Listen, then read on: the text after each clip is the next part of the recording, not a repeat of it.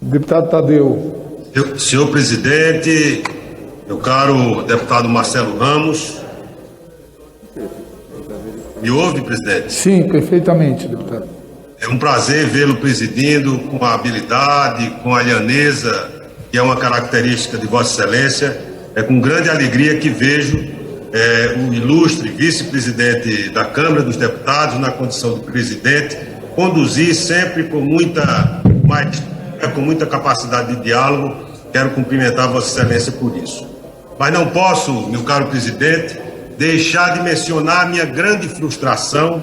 Nós que temos uma formação jurídica e como procurador da Fazenda Nacional de longa data, integrante dos quadros da Advocacia Geral da União, ver o rito que a própria Constituição e o regimento da Câmara dos Deputados instituiu para que se possa alterar essa Constituição, que nós sabemos que passa por um juízo de admissibilidade na Comissão de Constituição e Justiça, e se admitida essa constitucionalidade, isso vai para uma comissão especial, onde todos os partidos, pela regra de proporcionalidade, têm a oportunidade de discutir em profundidade alterações que se está pretendendo fazer no texto da Constituição.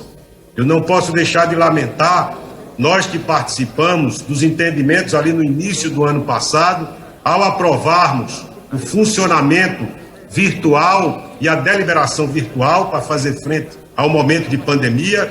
Foi uma iniciativa muito importante adotada naquele momento pelo Colégio de Líderes, e ali, lembro a Vossa Excelência, que nós decidimos que só votaria matérias onde houvesse absoluta conformidade e absoluta convergência do conjunto dos partidos da Câmara.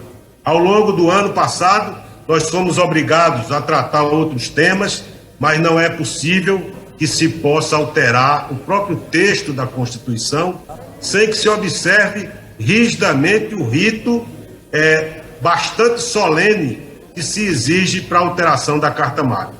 Ainda mais quando essas alterações cristalizam no Estatuto Maior, na Carta Política, grandes ataques a políticas públicas.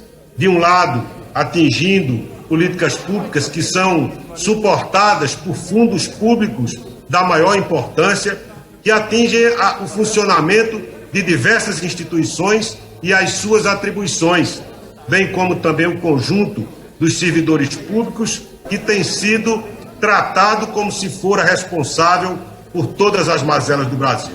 Eu quero aqui, em nome do meu partido, e agradeço a oportunidade que o líder Danilo Cabral me dá nesse momento, de repudiar todas as imputações levianas que têm sido feitas aos servidores no Brasil.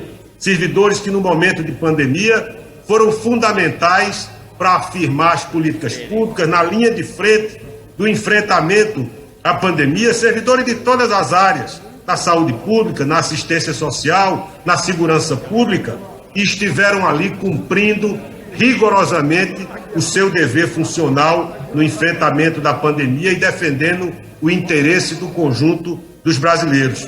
E é por isso que é muito importante, mesmo admitindo aqui na apreciação desse último destaque, entender que essa casa, porque virão outras pautas pela frente, não pode cometer o que fez em relação à PEC 186, e sob o argumento da instituição ou reinstituição de algo que é urgente, inestimavelmente importante para muitas pessoas que estão amargando terem deixado de receber o auxílio do ano passado e que agora integram legiões de brasileiros, 30 milhões de brasileiros que passaram a integrar novamente a extrema miséria do Brasil. Então, esse primeiro é um repúdio que eu quero fazer em homenagem aos servidores públicos, porque não há políticas públicas sem servidores que corporifiquem essas políticas. Mas, dito isso, senhor presidente, eu quero me referir ao destaque que nós vamos apreciar nesse momento. Esse destaque, ele entendeu que os superávites encontrados e apurados a cada exercício fossem destinados ao pagamento da dívida pública ou não existindo dívida pública, que ele pudesse ser usado pela sua livre escolha. mas ele excepcionalizou alguns fundos que eram exatamente aqueles que estavam no artigo 67, inciso 4, do texto que veio do Senado. E que fundos são esses? Fundo Nacional de Segurança Pública, Fundo Penitenciário Nacional, Fundo Nacional Antidrogas, Fundo Nacional de Desenvolvimento Científico e Tecnológico, Fundo de Apoio às Atividades da Polícia Federal, Fundo Nacional para Criança e Adolescente e o Fundo Nacional de Cultura. Então, o texto que veio do Senado determinava, e a maioria formada no ambiente da Câmara dos Deputados, foi para prestigiar o texto do Senado, que ressalvava todos esses fundos desse contingenciamento feito pelo superávit, destinando a dívida pública ou para a livre escolha do gestor.